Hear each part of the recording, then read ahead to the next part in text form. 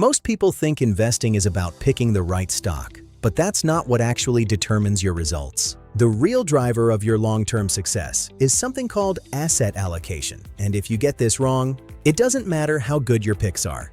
What is asset allocation?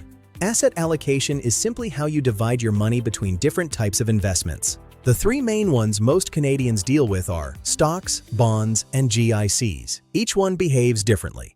Each one has a different level of risk, and each one plays a specific role in your portfolio.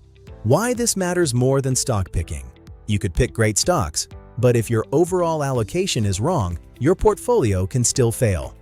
Example: if you're 60 years old and 100% in stocks, a market crash could wipe out years of progress. On the flip side, if you're 25 and sitting mostly in GICs, you're missing out on decades of growth. So the question isn't, what should I invest in? It's, how should I divide my money?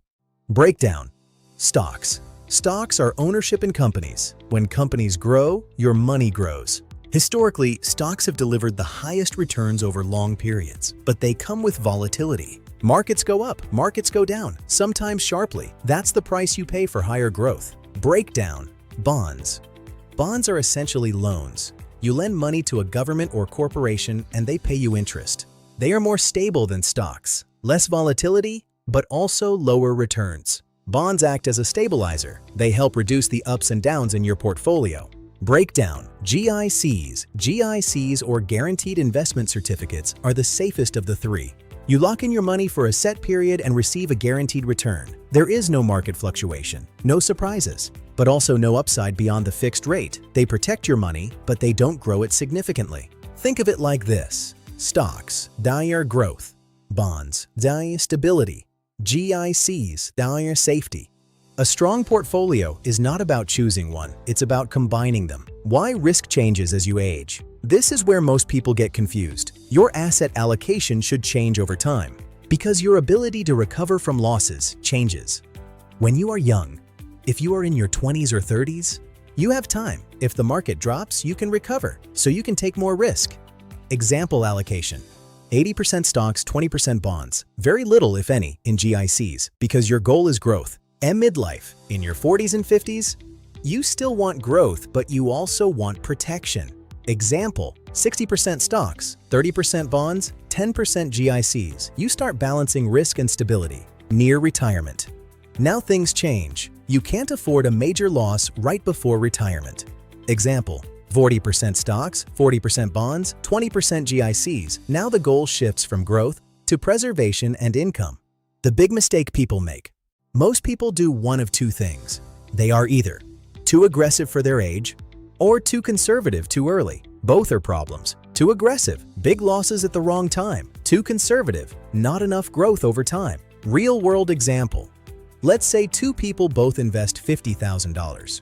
One uses a balanced allocation, the other puts everything in high-risk stocks. If the market drops 30%, the aggressive investor loses $15,000. The balanced investor might lose far less. And more importantly, they are more likely to stay invested because psychology matters. The emotional side. This is rarely talked about, but it's critical. If your portfolio is too aggressive, you may panic and sell when the market drops, locking in losses. If it is balanced properly, you are more likely to stay calm and stay invested, and that is what leads to long-term success. How to actually do this? You do not need to overcomplicate this. Start with your age, your time horizon, your comfort with risk. Then choose a simple allocation. You can use all-in-one ETFs or build your own mix inside your TFSA or RRSP. Final takeaway: asset allocation is not exciting. It is not flashy, but it is one of the most important decisions you will make.